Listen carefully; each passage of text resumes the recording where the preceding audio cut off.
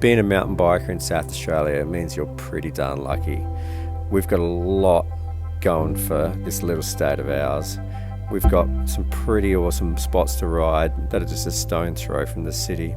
We've got some mad trails with a lot of crew that dedicate themselves to looking after those places. We've even got a thriving retro mountain bike scene.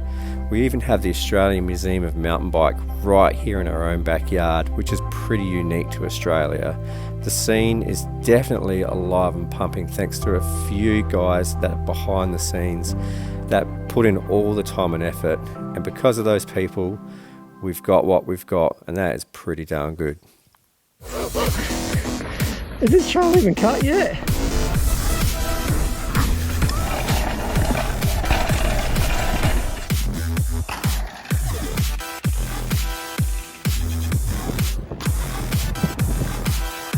Thanks for coming on this journey with me. Oh, this is a flow, this bit. Pumptracks are so damn good and they are so much fun. The best bit is anyone can do it of any skill level, whether you're just starting out or you're a pretty experienced rider. Pumptrack has got it all. If you're a little grommy, it's going to teach you all the skills that you need, whether it be turns, pumping, speed, flow, and as you get a little bit older, you'll progress into style, gaps, doubles, manuals, all that stuff. A great place to build your confidence, and the best thing is, if you're a parent, it's not as intimidating to bring your kid here as it would be a BMX track or a mountain bike track for the first time, which, as you know, is always daunting when you're young.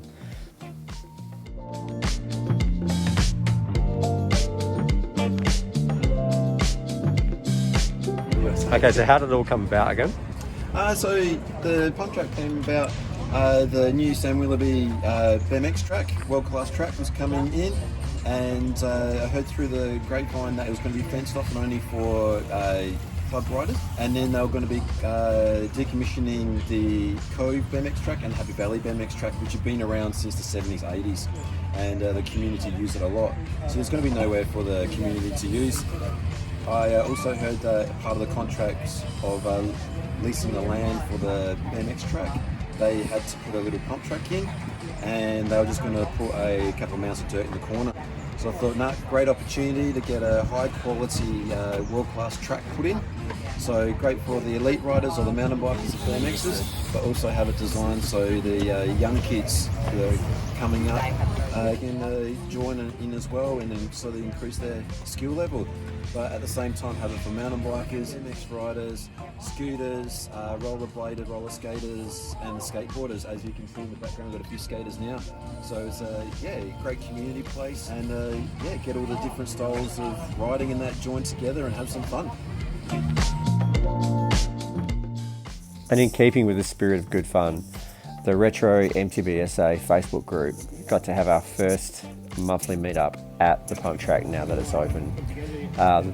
This group's got a core group of guys that collect, restore and rebuild some pretty cool bikes from back in the 90s, the pre-2000 era, and it was freaking rad to be able to build a Pumptrack bike specifically for this day.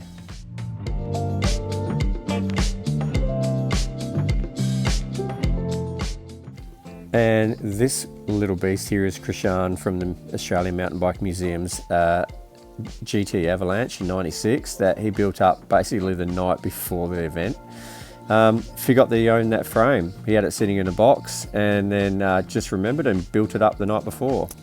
Good problem to have for getting a bike that rad.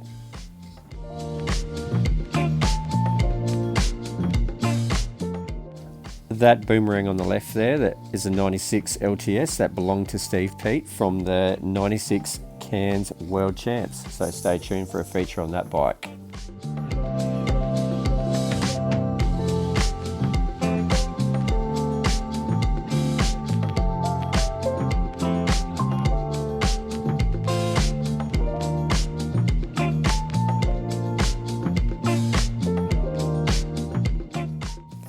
One of the cool things about these little retro hardtails is they make a cool little project.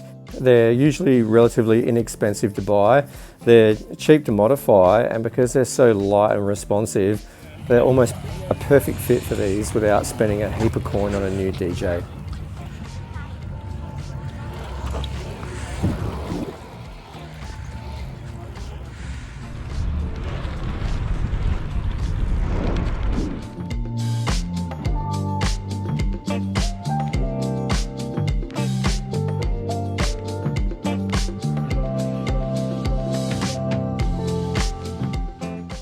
Yeah, and I built my little GT sort of based off of like a 90s dual slalom bike as well.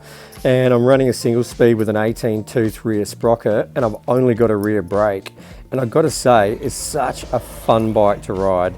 I mean, the enduro bike would feel weird on the Pumptrack, and I just didn't really want to put the money up for a brand new La Bomba. So yeah, it's actually amazing how well these little bikes suit the Pumptrack as well. Like, it's so cool. It was definitely a rad day out with rad weather, swapping bikes, swapping stories, talking a little bit of shit, chasing your mates around and basically getting the inner child out. I mean, there's nothing like it really. Like, how good is riding bikes?